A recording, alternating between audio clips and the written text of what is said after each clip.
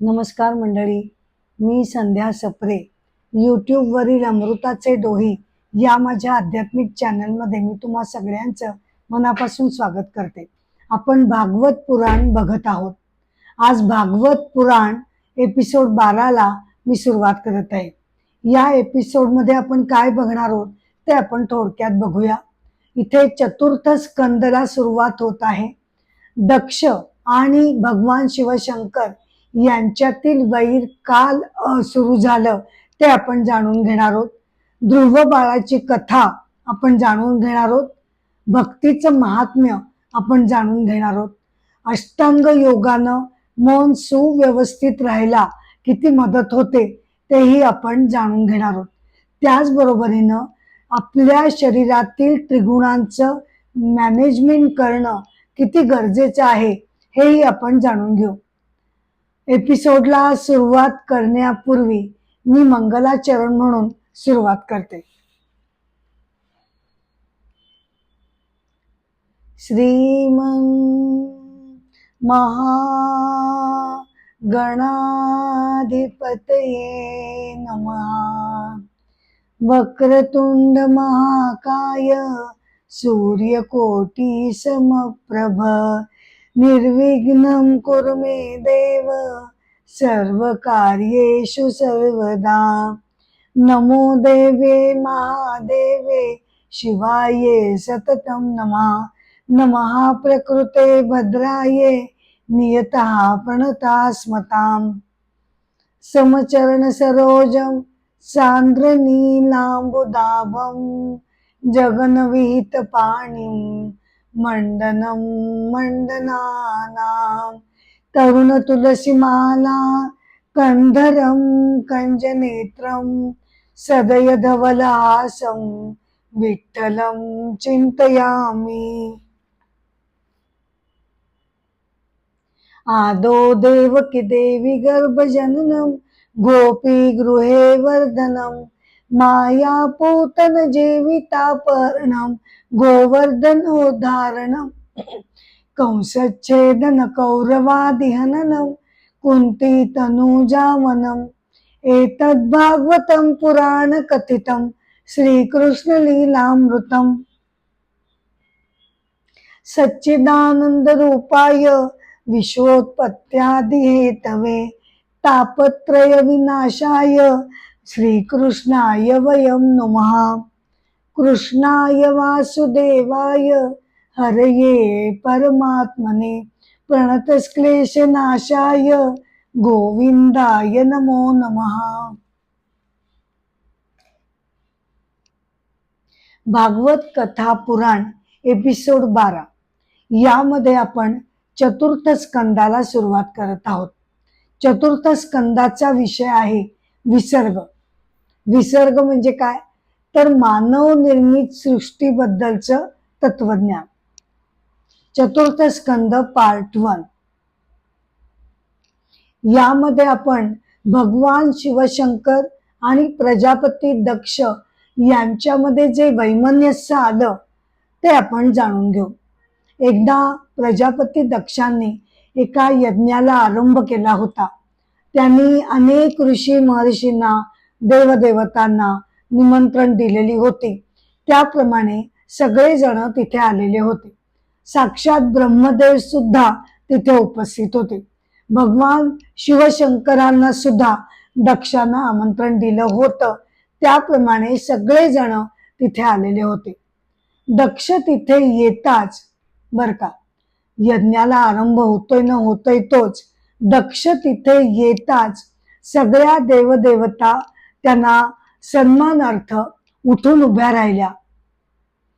मग दक्षाने ब्रह्मदेवांना वाकून नमस्कार केला आणि ते यज्ञ मंडपामध्ये गेले.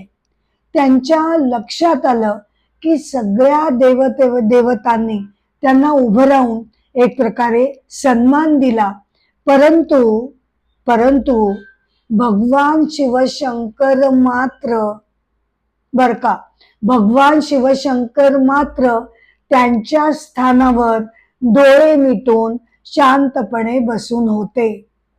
ते काही दक्ष प्रजापती आल्यानंतर त्यांच्या सन्मानार्थ ते उठले नाहीत, त्यामुळे यांना अतिशय क्रोध आला आणि ते चिडून काही बोलले, परंतु ते सुद्धा शंकर महादेवांनी त्याच्याकडे जणू दुर्लक्ष केलं की काय असं दक्ष प्रजापतींना वाटलं आणि त्यांना अधिकच संताप येऊ लागला. आणि मग ते रागानं देवदेवतांना ऋषींना म्हणू लागले की भगवान शिवशंकरांना यापुढे कोणत्याही यज्ञातला भाग द्यायचा नाही बर का, हे त्यांनी सांगून टाकलं. दक्षाने त्यांचा अपमान केल्यामुळे शिवशंकर अतिशय दुःखी झाले आणि ते निघून गेले. झालं तर काय की शिवशंकर हे साक्षात शांत मूर्ती, करुणामय शांत मूर्ती, शिवाय ते ध्यानस्थ मग्न असे बसलेले होते. त्यामुळे अनवधानाने त्यांच्या हातून दक्ष प्रजापतींना जो मान अपेक्षित होता तो त्यांच्याकडनं चुकून दिला गेला नाही. परंतु दक्ष प्रजापतींनी अतिशय त्याच्यावर राग धरला आणि त्यामुळे दुःखी होऊन भगवान शिवशंकर आपल्या स्वगृही गेले. आणि मग झालं काय की ब्रह्मदेवानी सगळ्या अनेक प्रजापतींमध्ये दक्ष प्रजापतीलाच प्रमुख म्हणून नेमलं. मग त्यामुळे तर दक्ष प्रजापतींचा गर्व, ताठा आणि अभिमान अजूनच वाढला. मग त्यांनी एक मोठा असा बृहस्पती सव असा महायज्ञ त्यांनी करण्याचा निश्चय केला. सगळ्यांना निमंत्रण धाडली, देवदेवता, ऋषी, मुनी. तेव्हा झालं काय की कैलासावर भगवान शिवशंकरांची पत्नी सती हिला देवदेवतांकडून कळलं की आपल्या पित्याने मोठ्या महायज्ञाला ते सुरुवात करणार आहेत आणि त्यासाठी ते सगळ्यांना त्यांनी निमंत्रण दिलेली आहेत. परंतु सती आणि शंकरांना मात्र त्याचं निमंत्रण गेलेलं नव्हतं. आता सती ही साक्षात दक्ष प्रजापतींची कन्या बर का, साक्षात त्यांची कन्या असून सुद्धा शिवशंकरांवर राग धरल्यामुळे दक्ष प्रजापतींनी त्या दोघांनाही या यज्ञाचं निमंत्रण दिलं नाही. सतीला जरा थोडासा आधी राग आला, मग वाईट वाटायला लागलं, मग मनात येऊ लागलं की त्या यज्ञाला आपल्या माहेरचे सगळे जण येतील, सगळ्यांच्या भेटीगाठी होतील आणि मी मात्र इथेच एकटीच बसून राहू. ठीक आहे, काय झालं, पित्याने नाही बोलवलं, राहिलं असेल, मला माहेरी जायला काय कोणाची अडवणूक कोण करू शकणार आहे. ठीक आहे, नाही पित्याने बोलवलं तरी मी स्वतःहून जाईन असा विचार करून तिने शिवशंकरांच्या कानावर ही सगळी बातमी घातली. तेव्हा शिवशंकर म्हणाले, माझं असं म्हणणं आहे की तू कृपया तिकडे जाऊ नयेस. तुझ्या पित्याकडून तुझा अपमान होईल याची मला खात्री आहे. तिथे काही चांगलं घडणार नाही हे मी तुला सांगतो, ते लक्षात ठेव आणि कृपया तू तिथे जाऊ नयेस असं माझं मत आहे. परंतु सतीनं त्यांचं काही एक ऐकलं नाही आणि तावातावानं ती एकटीच बर का, तावातावानं ती एकटीच तिच्या माहेरी जायला निघाली. त्याबरोबर शिवगण, यक्ष आणि नंदी तिच्या मागोमाग जाऊ लागले. सती बघता बघता त्या समारंभामध्ये जाऊन पोचली. तिच्या बहिणी वगैरे तिला भेटल्या, सगळ्यांना ती भेटली, तिला अतिशय आनंद झाला. आणि जेव्हा दक्ष प्रजापतींना म्हणजे आपल्या पित्याला ती भेटायला गेली, नमस्कार करायला गेली, तेव्हा मात्र त्या शंकरांवरची नाराजी अजूनही कायम असल्यामुळे दक्ष प्रजापतींनी आपल्या कन्येकडे अजिबात लक्ष सुद्धा दिलं नाही आणि ते दुसरीकडे निघून गेले. तिच्याशी एक शब्दही बोलले नाही, तिचा मान सन्मान, तिची विचारपूस केली नाही आणि तसेच ते रागाने दुसरीकडे निघून गेले. सतीला ते सगळं ते बघून अतिशय वाईट वाटलं, थोडा रागही आला. यज्ञामध्ये ती बघते की इतर देवदेवतांना त्यांचा भाग मिळाला, परंतु दक्ष प्रजापतींनी तिच्या पतीला म्हणजे भगवान शंकरांना मात्र यज्ञाचा भाग देणं नाकारलेलं होतं. ते ऐकल्यानंतर सती अतिशय चिडली. माझा अपमान झाला इथपर्यंत ठीक आहे, माझे पिता येते, परंतु माझ्या पतीचा त्याला धड तुम्ही निमंत्रण पण केलं नाही, तिथेच तुम्ही त्यांचा अपमान केलात आणि आता सुद्धा तुम्ही त्यांना यज्ञाचा भाग देत नाही. तुम्ही माझ्या पतीचा अपमान जाणून बुजून करतात, तर त्यामुळे मी आता माझा देहत्याग करते. मला अजिबात जिवंत राहण्याची अजिबात इच्छा उरलेली नाही. अपमानामुळे, क्रोधामुळे आणि दुःखामुळे सतीनं हा टोकाचा निर्णय घेतला आणि योगाग्नीमध्ये बर का, योगाग्नीमध्ये तिनं स्वतःचा देह अग्नीमध्ये अर्पण केला. ते बघितल्यानंतर जे शिवगण आलेले होते ते अतिशय चिडले. आपली साक्षात सती देवी आज आपल्या देखत वडिलांमुळे तिनं स्वतःचं दहन करून घेतलं, त्यामुळे त्यांना अतिशय राग आला आणि ते प्रजापतीला मारायला म्हणून धावत गेले. ते बघितल्याबरोबर भृगु महर्षींनी काय केलं, त्यांनी ताबडतोब यज्ञामध्ये जे मंत्र म्हणायचे होते ते म्हणायला सुरुवात केली, आहुती दिली आणि ऋभू नावाचे अत्यंत तेजस्वी असे हजारो बर का, असे हजारो ऋभू नावाचे देव त्या यज्ञातून प्रगट झाले आणि त्यांना बघून मग शिवगण घाबरून परत गेले. हे सगळं जेव्हा कैलासावर भगवान शिवशंकरांना कळलं की आपल्या प्राणप्रिय पत्नीनं तिथे आपलं दहन केलेलं आहे स्वतःच, अतिशय राग आला आणि क्रोधानं त्यांनी आपल्या डोक्यावरची जटा उपटली आणि ती खाली जोरदार जमिनीवर आपटली. त्याबरोबर त्यातून एक महाउग्र असा तरुण बलाढ्य असा मनुष्य त्यातून बाहेर आला आणि त्यानं म्हटलं की देवा, मी काय सेवा करू. तेव्हा महादेव शांतपणे म्हणाले, तू वीररुद्र आहेस, तू माझं एक काम आता करायचं आहेस.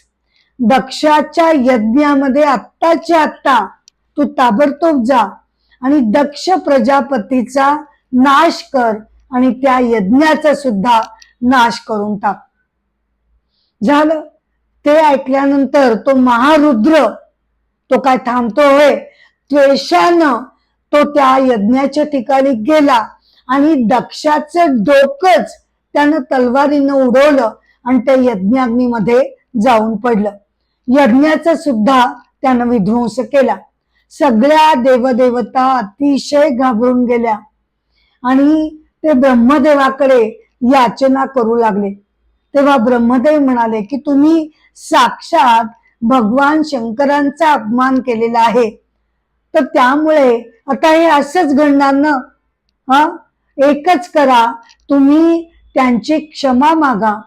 ते असे अतिशय शांत स्वभावाचे आहेत, ते तुम्हाला उदार मनानं क्षमा करतील आणि सगळं वातावरण परत निवळून जाईल. त्याप्रमाणे सगळे गेले, शंकरांची क्षमा मागितली. मग त्यानंतर शंकरानं वीररुद्राला असं सांगितलं की तू आता दक्ष प्रजापतींना यज्ञ पशूचं डोकं लाव आणि त्यांना जिवंत कर.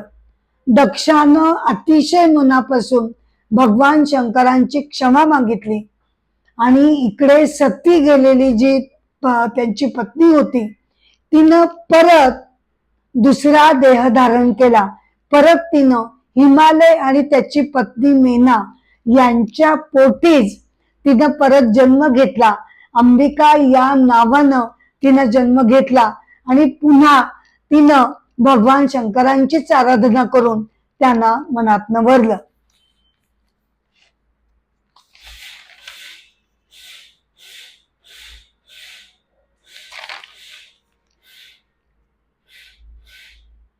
म्हणजे या कथेवरून आपल्याला काय लक्षात येतं की एकदा जर का क्रोधाग्नी वाढला, हा रागाचं कोणतंही का निमित्त असू ना, ते एकदा घडलं की माणसाचा स्वतःवर ताबा राहत नाही, नियंत्रण राहत नाही. आणि मग त्या क्रोधाच्या पायी तो काहीही कृत्य करून बसतो. हे असं का घडतं? केवळ क्रोधाच्याच बाबतीत नाही, कुठचेही विकार तुम्ही घ्या, ते जर पराकोटीला वाढू लागले तर मनुष्य आपलं तारतम्य, आपली विवेक बुद्धी त्यामध्ये सगळी गमावून बसतो आणि नको ती पापकर्म त्याच्या हातून घडतात. तर हे कारण काय त्याचं आणि त्याचं निराकरण कसं काय करायचं? तर भगवद्गीता अध्याय 14 श्लोक 17 मध्ये भगवान असं म्हणतात, आपल्या सगळ्यांच्याच म्हणजे मनुष्यांचं शरीर हे प्रकृतीपासून बनलेलं आहे. आणि प्रकृती कशी आहे? प्रकृती ही मुळात त्रिगुणी आहे. त्यामुळे आपलं सगळ्यांचं शरीर सुद्धा हे त्रिगुणी आहे. कोणते 3 गुण? सत्वगुण, रजोगुण आणि तमोगुण. तेव्हा भगवान असं म्हणतात की सत्वगुणापासून ज्ञान, प्रकाश, मांगल्य तयार होतं. रजोगुणापासून लोभ आणि आसक्ती, क्रोध हे सगळं निर्माण होतं. आणि तमोगुणापासून आळस आणि निद्रा हे उत्पन्न होतं. म्हणजेच त्याचा अर्थ काय होतो की आपल्याला आपलं व्यक्तिमत्व सुसंघटित ठेवण्यासाठी आपल्यातील हे जे 3 गुण आहेत त्यांचं नियमन करणं हे आवश्यक आहे. अर्थातच सत्वगुण हा अतिशय चांगला, प्रकाशमय, ज्ञानमय असल्यामुळे त्याची वृद्धी तर आपण सगळ्यांनी करण्याचा प्रयत्न करायलाच हवा. पण रजोगुण जो लोभ आणि आसक्ती आणि क्रोध दाखवतो, आणि तमोगुण हे गुण जरी कधी कधी ते गुण सुद्धा आवश्यक असतातच, नाही असं नाही, पण त्या गुणांकडे विशेष करून आपल्याला लक्ष देणं भाग आहे. कारण एकदा ते वाढायला लागले की आसक्ती वाढते, लोभ वाढतो, राग वाढतो. मग काय होतं? समजा आपण क्रोधाचंच उदाहरण घेऊ.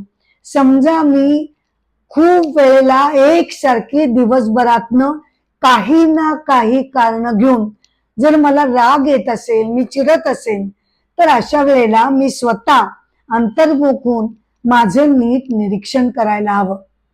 म्हणजे कधी कधी योग्य वेळेला, योग्य काळी थोडंफार चिडणं, थोडंफार रागवणं हे जरी योग्य असलं तरी सुद्धा होतं काय की हे विकार एकदा आपल्याला त्याची सवय लागली की मग विनाकारणच प्रत्येक गोष्टीमध्ये आपल्याला काही ना काहीतरी वैगुण्य दिसतं. माणसांचे दोषच आपल्याला सतत दिसतात, त्यांचे गुण बाजूला पडतात आणि कोण कसा चुकीचा वागतोय याकडेच मी सतत बघत असते, यानच मी सतत रागवत असते.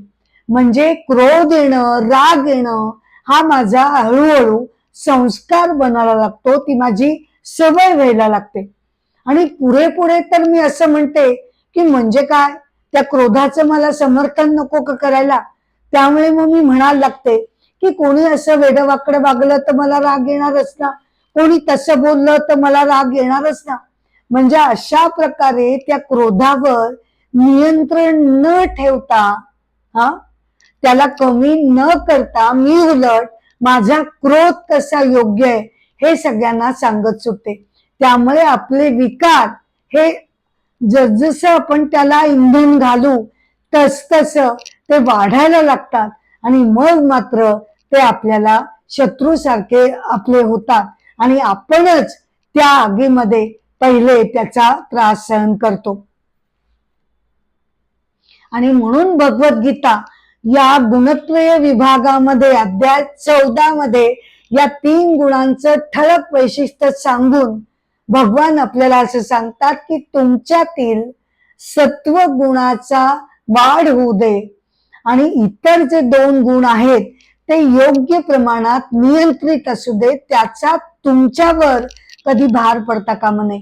तुम्ही त्या रजोगुणावर तमोगुणावर तुमचं लक्ष त्याच्याकडे असायला हवं की ते जास्त अयोग्य प्रमाणात त्याचे वाढ होत नाहीये ना, आपण एकसारखे चिडतोय का, आपल्याला लोभ वाटतोय का, आपल्याला कुणाचा खूप जास्त मत्सर वाटतोय का, या सगळ्याचं निरीक्षण करून ते सगळे गुण जे वाढीला लागलेले आहेत ते वेळच्या वेळी आटोक्यात आणणं हे खूप महत्वाचं ठरतं.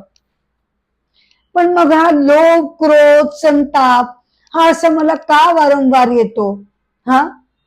तर त्याचं कारण आहे आपल्या सगळ्यांमध्येच लपलेला आपला अहंकार, आपल्यातून नेहमीच जागरूक असणारा हा अहंकार. त्याला जरा जरी ठेच लागली, कोणी काही एवढासा शब्द बोलला तरी मग तो आपल्याला सहन होत नाही.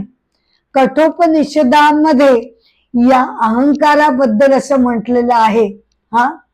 कठोपनिषदामध्ये एका मंत्रामध्ये असं म्हटलेलं आहे की आपल्या हृदय गुहेमध्ये बसलेले, बर का, आपल्या हृदय गुहेमध्ये बसलेले दोघ जण चांगल्या वाईट कर्मांची फळं ही भोगत असतात. म्हणजे आपण जी काय बरी वाईट कर्म करतो त्याची कर्मफळ या हृदय गुहेमध्ये बसलेले दोघ हे भोगत असतात. ज्ञानी जे आहेत ते त्यांना प्रकाश आणि सावली अशा नामानं संबोधतात. प्रकाश आणि सावली अशा नावानं आत्मज्ञानी त्यांना ओळखतात. म्हणजे काय? तर प्रकाश म्हणजे आपल्यातील आत्मतत्व, ईश्वरीय तत्व, ज्याच्यामुळे माझ्या देहाला कार्यक्षम होण्याची क्षमता मिळालेली आहे. ते आहे ईश्वरीय चैतन्य तत्व, आत्मतत्व म्हणजे प्रकाश. आणि त्या प्रकाशाची सावली म्हणजे आपला अहंकार किंवा जीवात्मा किंवा जीव. म्हणजे आपल्या लक्षात येईल की आपला जो अहंकार सदैव मी मी मी मी करता, मी भोगता, मी केलं असा जो गरजत असतो, तर तो जो अहंकार आहे त्याचं स्वतःच मूळचं अस्तित्व हे त्याचं नाही. त्याला त्याचं अस्तित्व पाठीमागे असलेल्या आत्मतत्वामुळे अहंकार उत्पन्न झालेला आहे. परंतु अहंकार हे सगळं विसरून जातो आणि मला जे उष्ण अस्तित्व मिळालेलं आहे ते लक्षात न घेता मी करता, मी भोगता, मी मीची गुणगुण तो सदैव चालू ठेवतो. त्यामुळे त्या सगळ्या विकार आणि वासनांमधून माझ्याकडनं कर्म घडतात आणि मग मी त्याचा करता आहे, मी त्याचा भोगता आहे या भावनेनं अहंकार ते सगळं भोगत असतो. याच्या उलट ज्ञानींचं काय घडतं की जरी दोघ जण हृदय गुहेमध्ये आहेत, दोघ जण हृदय गुहेमध्ये आहेत, खरंय, प्रकाश पण आहे, ईश्वरीय तत्व आहे, त्याची सावली पण आहे. पण ज्ञानी हे जाणतात की हा मी करणारा जीव आणि म्हणजे अहंकार जो आहे त्याचं अस्तित्वच मुळी ते आत्मतत्वावर अवलंबून आहे. आणि माझं खरं स्वरूप हा जीव किंवा अहंकार नाही, तर माझं खरं स्वरूप आत्मतत्व आहे. हे त्यानं जाणलं असल्यामुळे अहंकाराचा जो सगळा खेळ चालू असतो, कर्तेपणाचा, भोगतेपणाचा, रागाचा, लोभाचा, विकारांचा, हे सगळं शरीराचं आहे, प्रकृतीचं आहे, अहंकाराचं आहे, ते म्हणजे मी नाही. हे आत्मज्ञानीला कळून चुकल्यामुळे तो त्या खेळामध्ये भाग घेत नाही आणि उदासीन वृत्तीनं तो आपलं कर्म परमेश्वराची इच्छा आहे असं समजून तो आपलं कर्म करत असतो. ते कर्म करताना सुद्धा तो ईश्वरासाठी आणि त्याच्या प्रित्यर्थ त्याची फळं सुद्धा तो त्याला अर्पण करत असतो. त्यामुळे आपल्यातील अहंकाराला आपण ओळखणं हे गरजेचं आहे. आता साहजिकच आहे की मी काही आत्मसाक्षात्कार करून घेऊ शकत नाही, कारण त्यासाठी खूप मोठी तपस्या हवी, साधना हवी. माझं मन आणि बुद्धी हे अगदी लखलखीत शुद्ध हवं, मंगल हवं, पवित्र हवं. त्यामुळे आत्ता तरी या जन्मामध्ये हे सगळं घासून पुसून लखलखीत होणं शक्य नाही. म्हणून मला आत्मसाक्षात्कार जरी घडला नाही तरी सुद्धा मी जर ही जाणीव जरी ठेवली ना की हा बाबा, माझं खरं स्वरूप हे अहंकार, जीव, शरीर, मन हे सगळं माझं रूप नाही, माझं रूप आहे आत्मतत्व. हे जरी मी नुसतं जाणून घेतलं, समजून घेतलं तरी सुद्धा बरंच काही फरक घडून येतो.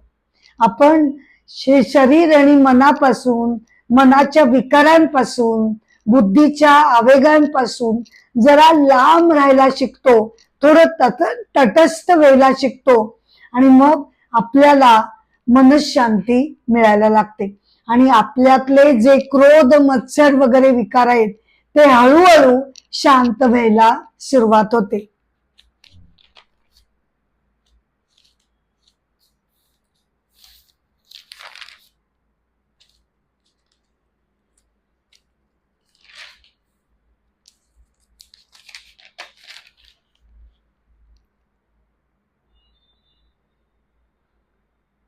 आता बघूया ध्रुव बाळाची गोष्ट.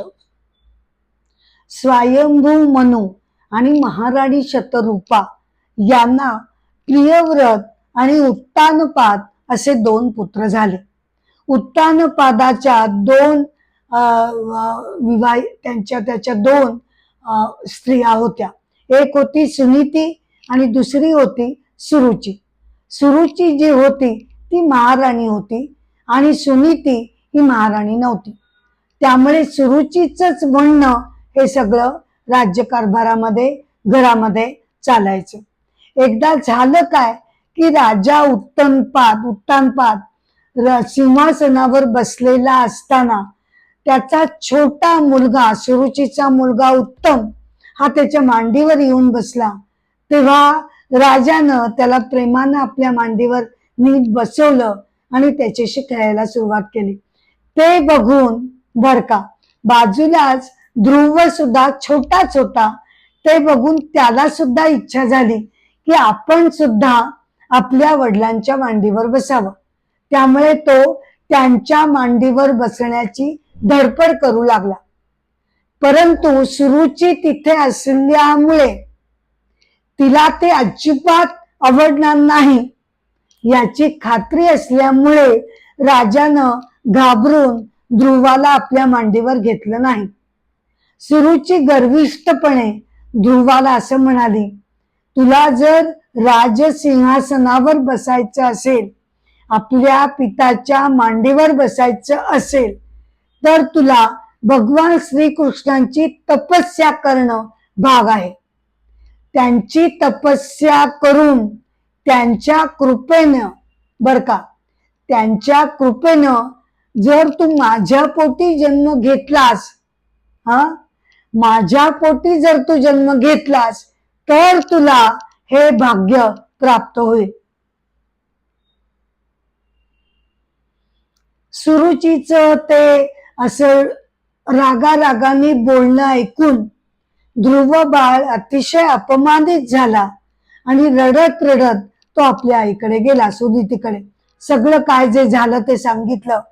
सुनीतीनं त्याची खूप समजूत घातली आणि मग म्हणाली की खरंय, सुरुची जे म्हणाली ते खरं आहे. भगवान श्रीकृष्णांची उपासना करणं हे गरजेचं आहे. ते ऐकल्यानंतर ध्रुवानं असा निश्चय केला की आपण अरण्यामध्ये जाऊन भगवान श्रीकृष्णांची साधना करायची आणि त्यांच्याकडे आपण वर मागायचा, हे त्याने ठरवलं. आणि तो आपल्या आईचा आशीर्वाद घेऊन तो राजवाड्याच्या बाहेर गेला. हे जेव्हा महर्षी नारदांना कळलं तेव्हा त्यांना कौतुकही वाटलं आणि त्याच वेळेला असं वाटलं की हा तर खूप लहान आहे, अजून साधना तपश्चर्या करण्यासाठी त्यानं एकटं असं मनात जाणं योग्य नाही, त्याला काही त्रास होऊ शकेल. म्हणून मग ते त्याला अरण्यामध्ये भेटले. तेव्हा त्यांनी म्हटलं, बाळा तू असा हट्टीपणा करू नकोस, तू घरी परत जा. परंतु ध्रुव त्याच्या निश्चयावर अटळ होता. त्यानं सांगितलं की मी कोणत्याही परिस्थितीत आता घरी परत जाणार नाही. मी भगवान श्रीकृष्णांची आराधना करेन आणि मला या त्रैलोक्यामध्ये अशी सर्वश्रेष्ठ अशी जागा लोक मी प्राप्त करून घेईन की तिथून मला कोणीही हलवू शकणार नाही. नारद मुनींनी त्याचा निश्चय बघितला आणि त्यांनी त्याला आशीर्वाद दिला आणि त्याला यमुनेच्या काठावर मधुवनामध्ये जायला सांगितलं. ध्रुव बाळ यमुनेच्या काठावर मधुवनामध्ये गेला आणि त्यानं कठोर अशा तपस्येला प्रारंभ केला. पहिला महिना त्यानं फक्त बोर नंतर बाकीचे फळं ही फळं खाऊन त्यानं तो त्याचा उपवास चालू ठेवला. त्यानंतर मग तो पाणी फक्त पिऊ लागला. मग त्याच्यानंतर तिसऱ्या महिन्यात पाणी आणि फळं सुद्धा त्यानं वर्ज्य केली आणि केवळ हवेवर तो जिवंत राहिला. त्याची ही कठोर तपस्या बघून बर का भगवान श्रीकृष्णांना राहवलं नाही आणि ते त्यांना ध्रुव बाळाला दर्शन देण्यासाठी गेले. त्यांनी साक्षात ध्रुवाला आपलं दर्शन दिलं आणि ते म्हणाले, तुझ्या मनामध्ये काय संकल्प आहे हे मी जाणतो आणि त्याचप्रमाणे मी तुला ध्रुव लोक हा प्रदान करत आहे. तू पृथ्वीवर 36,000 वर्ष अतिशय कर्तबगारीने राज्य करशील आणि त्यानंतर माझ्या स्वरूपाला तू येऊन मिळशील असा मी तुला आशीर्वाद देतो. एवढं बोलून भगवान श्रीकृष्ण त्याला आशीर्वाद देऊन अंतर्धान पावले. ध्रुवानी जरा नंतर विचार केला की भगवान श्रीकृष्णांनी साक्षात दर्शन दिल्यानंतर आपण अक्षरशः मोहित होऊन गेलो होतो आणि आपण खरं म्हणजे आपल्यासाठी मोक्ष प्राप्तीची इच्छा मागायला हवी होती. पण आपल्या सावत्र आईने आपला अपमान केल्यामुळे आपण मनामध्ये स्वतंत्र लोकाची इच्छा धरलेली होती. त्यामुळे भगवंतांनी मला लोक प्रदान केला आणि मग नंतर ते आपल्या राज्यामध्ये परत आले. त्यांचा सत्कार केला गेला. उत्तानपादाने नंतर तो मोठा झाल्यावर राज्यकारभाराची जबाबदारी त्याच्यावर सोपवली आणि ते मनामध्ये निघून गेले.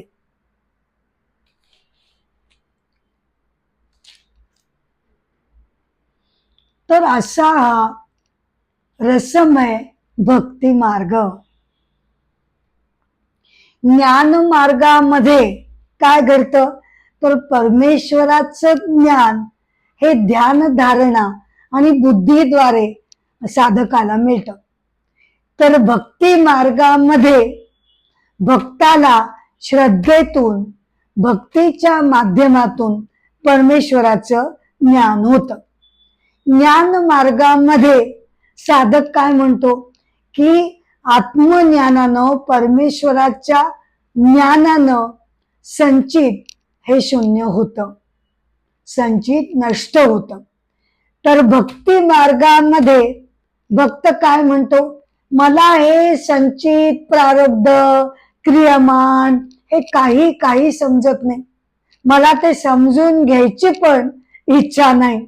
सगळं काही कर्म करणारा, कर्म करवून देणारा, कर्माची फळं देणारा, संचित बघणारा, प्रारब्ध बघणारा, सगळं काही तो एकमेव परमेश्वर आहे.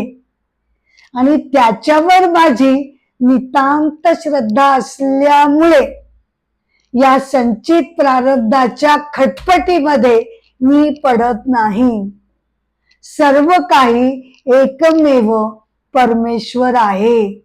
या अत्यंत दृढ भावनेनं तो मनापासून त्याची आराधना करतो, भक्ती करतो आणि सर्वस्व आपलं परमेश्वरावर सोपवून देतो.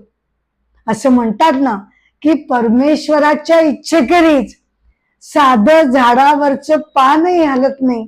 त्याच्यावर भक्ताची नितांत श्रद्धा असते आणि त्यामुळे तो म्हणतो की मला फक्त निमित्ताला भगवंतांनी पुढे केलेलं आहे. खरे तेच फक्त एकमेव जगतामध्ये केवळ आणि केवळ त्यांचीच केवळ सत्ता आहे. संत श्रेष्ठ तुकाराम महाराज म्हणतात, निमित्ताचा धनी केला असे प्राणी, निमित्ताचा धनी केला असे प्राणी, माझे माझे म्हणून व्यर्थ गेला. आत्ताच आपण बघितलं अहंकाराचं भ्रम, मी मी मी करणारा. आपल्याला ही जाणीवच होत नाही की अहंकार जो नुसता उड्या मारतोय त्याला त्याचं स्वतंत्र आहे कुठे पाया, स्वतःचं मूळ पाया, स्वतःचं मूळ अधिष्ठान आहे कुठे त्याला. ते सगळं मिळालंय उष्ण आत्मतत्वामुळे. ते विसरून बढाया कोण मारत? अहंकार. त्यामुळे तुकाराम महाराज म्हणतात, माझं माझं म्हणून प्राणी व्यर्थ गेला. परमेश्वराकडे कृतज्ञतेनं बघून हे जे सगळं काही चाललंय ते त्याच्यामुळे आहे हा मनामध्ये भाव ठेवून कृतज्ञतेनं आपापली कर्म व्यवस्थितपणे करणं हा खरा भक्तियोग आहे. म्हणून तर भागवतामध्ये भक्त कुणाला म्हणतात? तर जो मी माझे करत नाही, जो मी माझं करत नाही, नंतर ज्याला सगळ्यांमध्ये परमेश्वर स्वरूप दिसतं, त्यामुळे मी वेगळा, इतर वेगळे, परमेश्वर वेगळा, अशी वेगळेपणाची भेदाभेदाची भावना त्याच्या मनामध्ये शिल्लक राहत नाही, तो खरा भागवत भक्त. आणि म्हणूनच भगवद्गीता अध्याय 11 श्लोक 54 मध्ये भगवान अर्जुनाला असं सांगतात, केवळ आणि केवळ अनन्य भक्तीनच. अध्याय 11 कोणता आहे? विश्वरूप दर्शने. अर्जुनाच्या विनंतीवरून अर्जुनाच्या विनंतीवरून साक्षात भगवंतांनी त्याला विश्वरूप दर्शन दिलं. का दिलं? कारण उत्कट भक्ती ही अर्जुनाच्या ठाई होती.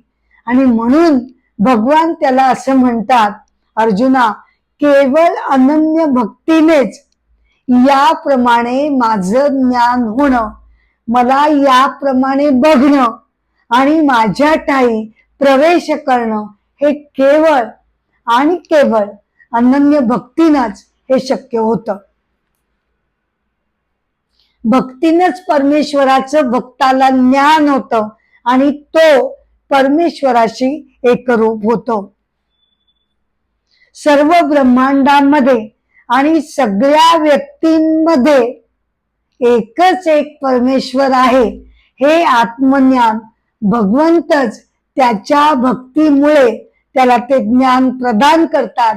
आणि भक्ताला ते ज्ञान होऊन सर्वत्र जगतामध्ये आता भेद म्हणून काही उरलेला नाही, विरोध म्हणून काही उरलेला नाही. सगळेजण परमेश्वर स्वरूप आहेत या भावनेनं तो मायेनं, प्रेमानं, ममतेनं सगळ्यांशी वागायला लागतो. तर असा हा अपूर्व भक्ती योग जो भगवद्गीतेनं वारंवार सांगितलेला आहे आणि जो भागवताने सुद्धा आपल्याला देऊ केलेला आहे.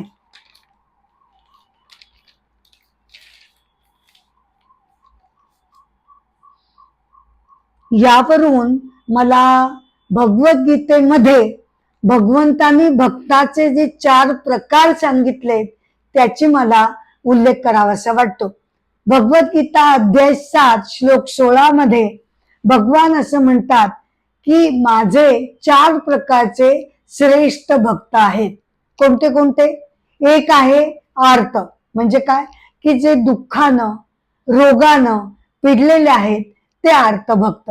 दुसरे आहेत जिज्ञासू भक्त, म्हणजे ज्यांना ज्ञान प्राप्त करून घ्यायची इच्छा आहे ते जिज्ञासू भक्त.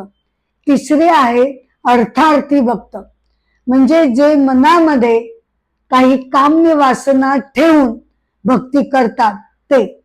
आणि शेवटचा जो प्रकार आहे तो आहे ज्ञानी भक्त, म्हणजे ज्याला परमेश्वराची साक्षात अनुभूती आलेली आहे आणि त्याच्या जीवनाचं सार्थक झालंय असं तो मानतो आणि तरी सुद्धा निष्काम वृत्तीनं भगवंतांची भक्ती करत राहतो तो ज्ञानी. तर आर्त जो आहे, जो दुःखामुळे संकटामुळे काही रोगामुळे जेव्हा भक्त आर्ततेनं परमेश्वराला साथ घालतो तेव्हा त्या भक्ताची कणव येऊन त्याच्यावर भक्त कृपा करतो. याचंच एक उदाहरण म्हणून एक छोटीशी कथा मी तुम्हाला सांगू इच्छिते. पांडवांना 14 वर्षाचा वनवास झाला आणि 5 पांडव आणि द्रौपदी वनवासामध्ये गेली. तेव्हा धर्माने सूर्योपासना केलेली होती, त्यामुळे सूर्यानं प्रसन्न होऊन सूर्यानं धर्मराजावर प्रसन्न होऊन त्याला भोजनाचं अक्षय पात्र दिलं होतं.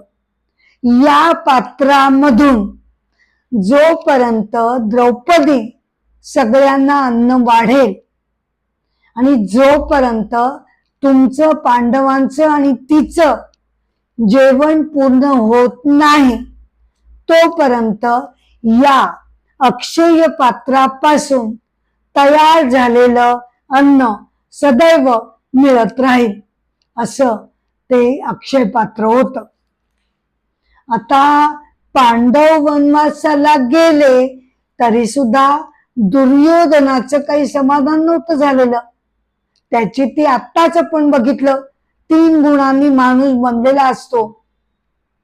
जर रजोगुण खूप वाढलेला असेल तर मग लोभ, संताप, मत्सर हे सगळे वाढीला लागतात. दुर्योधन सुद्धा वनवासाला पाठवून सुद्धा त्याचं मन शांत नव्हतं. त्यांनी आपल्या सेवकांतर्फे त्यांना सांगितलेलं होतं की तुम्ही त्यांच्यावर लक्ष ठेवा आणि मला त्याची बातमी आणून देत जा. त्याप्रमाणे त्याला कळलं की धर्मराजाला असं अक्षय पात्र मिळालेलं आहे.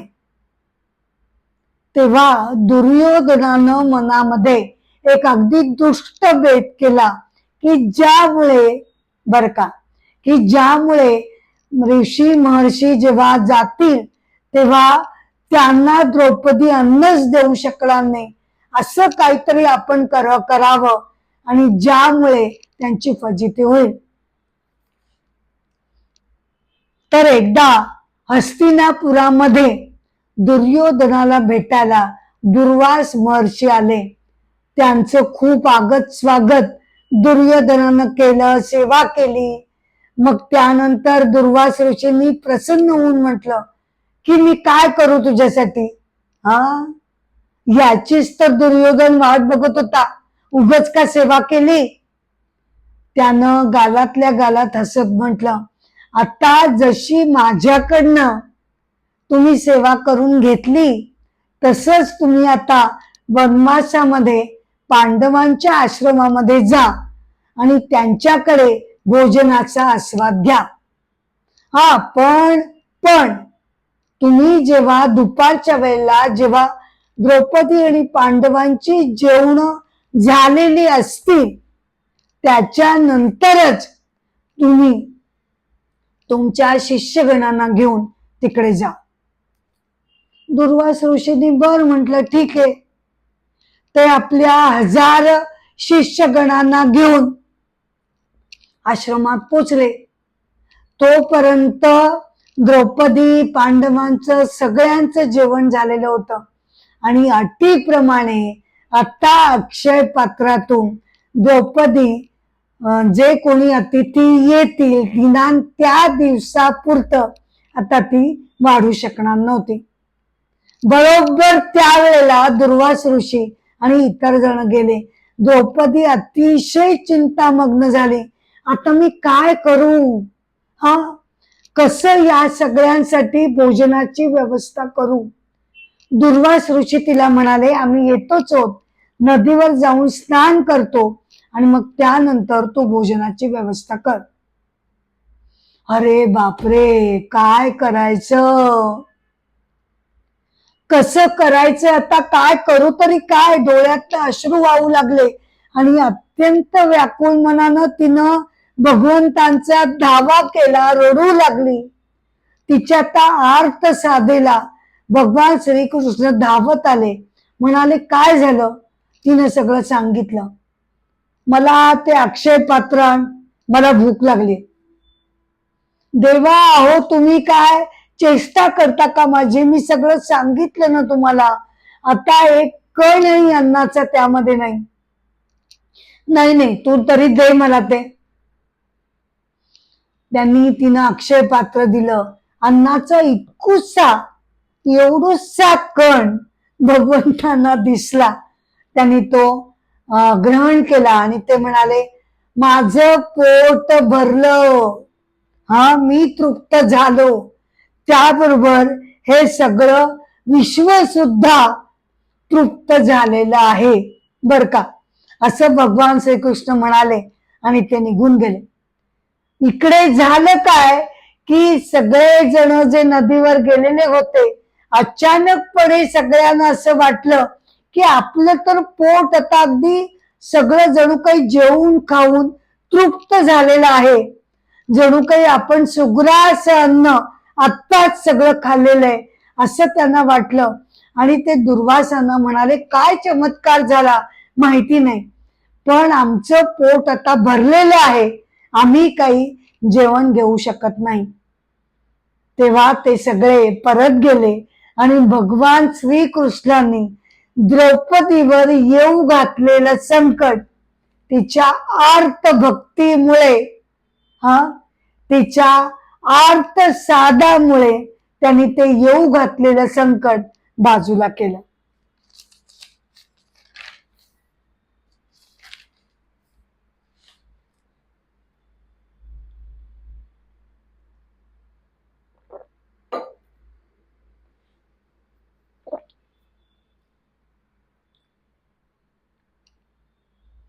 या एपिसोडचा शेवट मी एका संत कथेनं करत आहे. संत श्रेष्ठ शंकरदेव बर का, संत श्रेष्ठ शंकरदेव, त्यांना आसामचे शंकराचार्य असं सन्मानाने संबोधलं जातं. जन्म 1449, मृत्यू 1568. त्यांचे वडील आसाममध्ये भुयान संस्थानाचे प्रमुख अधिकारी होते. आई सत्यसंध्या. परंतु शंकरदेवांच्या बालपणीच त्यांच्या आई वडिलांचं निधन झालं. त्यांची आजी खेरसुत्तीनं शंकरदेवांचा सांभाळ केला. परंतु शंकरदेव हे बालपणी अत्यंत खोड्याळ आणि मस्तीखोर होते. शाळेत जायचं मुली ते नावच काढत नसत. आजी खेळसुत्तीला काय करू असा प्रश्न पडला. शेवटी एकदा तिला एवढं रडू यायला लागलं, तिनं नातवाला जवळ घेतलं. म्हणाली, अरे तुझे बाबा, तुझे वडील हे भुयान संस्थानाचे मोठे अधिकारी होते आणि तू असा काय उन्हाळक्या करण्यात वेळ घालवतोस? तू शाळेत जा, व्यवस्थित शिक्षण घे. आजी त्याला समजवता समजवता रडायला लागली.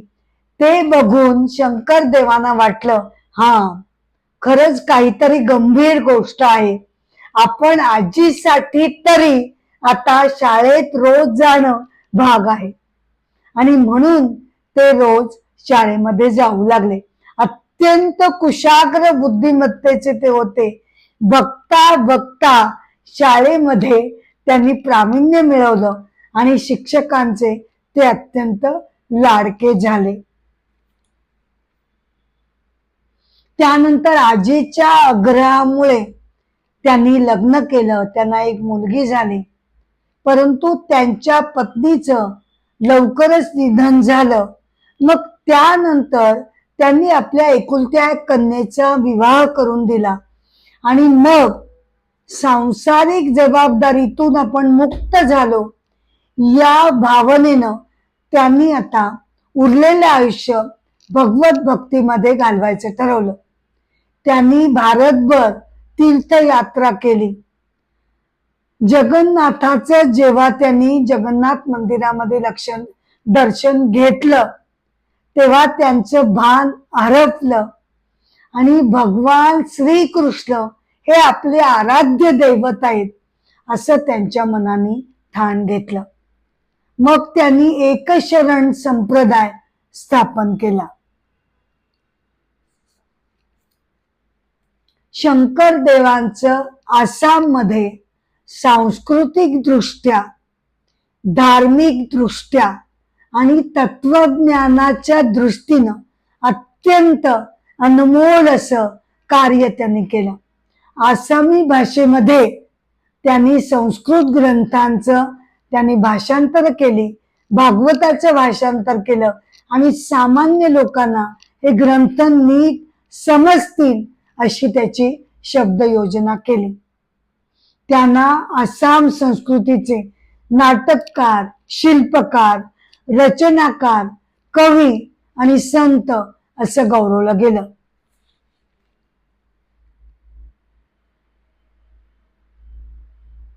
भागवत कथा पुराण एपिसोड 12 याचा मी आता इथे शेवट करत आहे.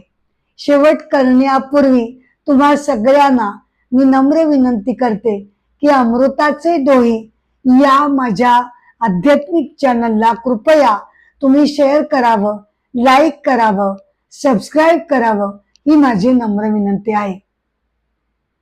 पुढचा भागवत कथा पुराणाचा भाग घेऊन मी लवकरच तुमच्या भेटीला येणार आहे.